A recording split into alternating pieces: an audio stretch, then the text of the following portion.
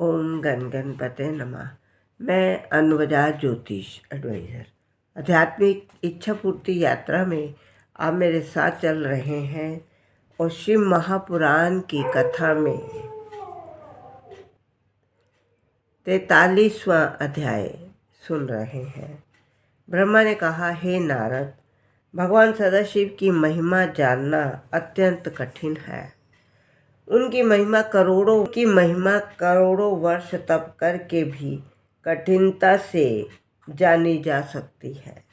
वे शरीर धारण कर अनेक प्रकार की लीलाएं रचते हैं तथा संसार के जीवों की भांति प्रकट होकर अपने भक्त के कार्य पूर्ण करते हैं। हे नारद, तुम ध्यान से सुनो।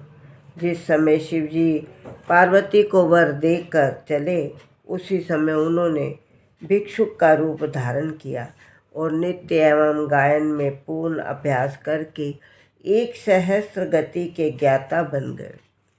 फिर उन्होंने अपने बाएं हाथ में सिंगी तथा दाहिने हाथ में डमरू लिया और समस्त शरीर में श्वेत भस्म लगाकर लाल वस्त्र पहने। इस प्रकार वे वृद्ध बन गए। उनका शरीर बूढ़ों की भांति कांपता था, परंतु वाणी अत्यंत मधुर थी। ऐसे अनूप रूप वस्त्राभूषणों से सुशोभित होकर श्री सदाशिव हिमाचल पर्वत के पास गए।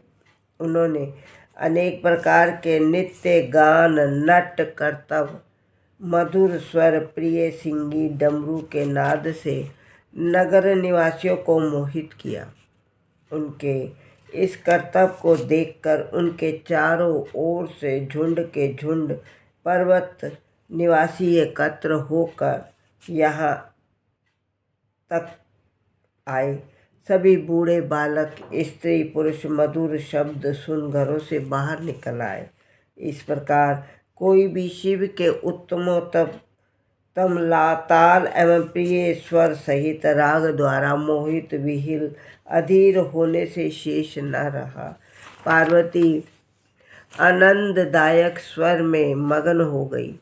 वे शिव की मूर्ति में ध्यान धरकर अत्यंत प्रसन्न हुई तथा उन्होंने अपने मन में शिव की स्तुति की। तब शिवजी कृपालु होकर बैठ गए। जब मैना ने चेत आया, तब वह योगी को अत्यंत प्रसन्न हो हीरा, पन्ना, मोती, मणि आदि थाल में भर कर देने लगी। आप मेरे चैनल को सब्सक्राइब करें। शिव पुराण की आगे की कथा सुनने के लिए आप मेरा अगला वीडियो देखिए। ओम नमः शिवाय।